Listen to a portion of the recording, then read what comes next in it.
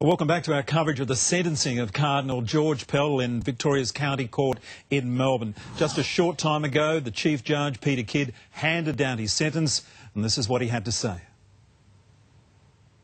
Sentence of 6 years imprisonment. I set a non-parole period of 3 years and 8 months. That means you will become eligible to apply for parole after serving this non-parole period. Your release on parole will be a matter entirely for the parole board.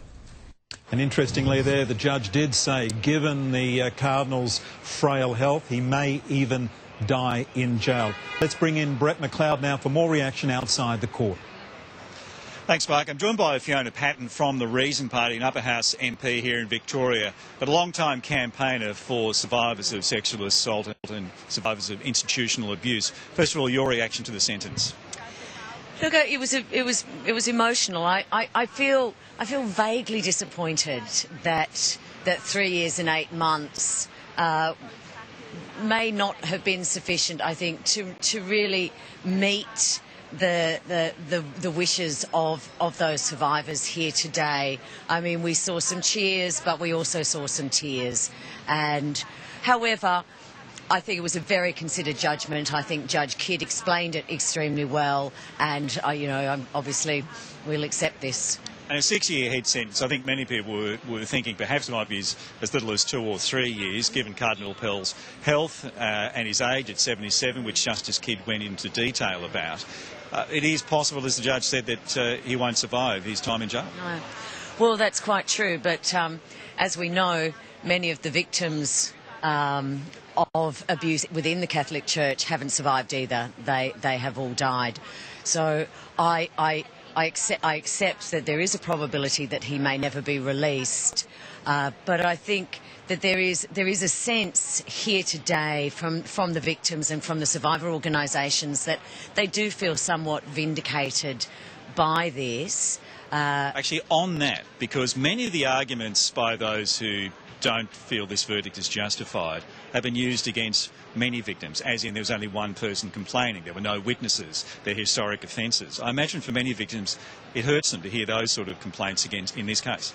It certainly does, and I think so many of them have been reliving their experiences, but today and certainly over this last few weeks they have felt believed, and that is certainly what I've been in speaking to the survivors here, that they have a sense that they are now, someone believes them, and that they feel that vindication as a result of that.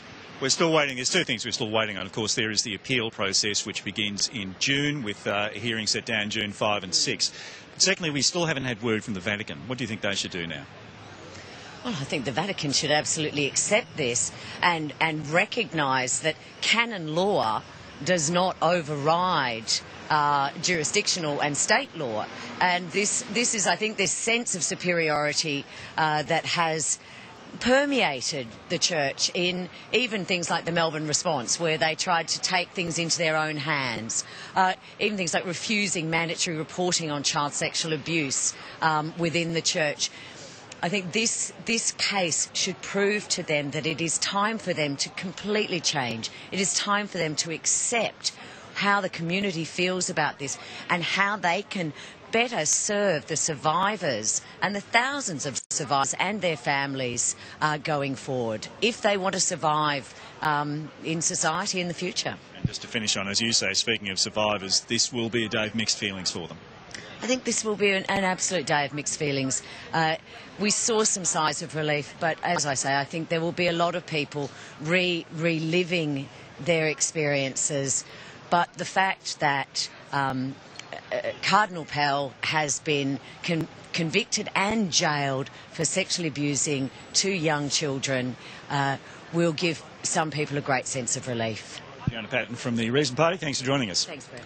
So Cardinal Pell now, Mark, will be taken back to the Metropolitan Assessment Prison just a couple of blocks away from here to be processed, and then it's up to the prison authorities, the correction authorities, to decide which prison is an appropriate place for him, bearing in mind he will be back here in early June just to go across the road to the Court of Appeal, Mark. Brett, thank you.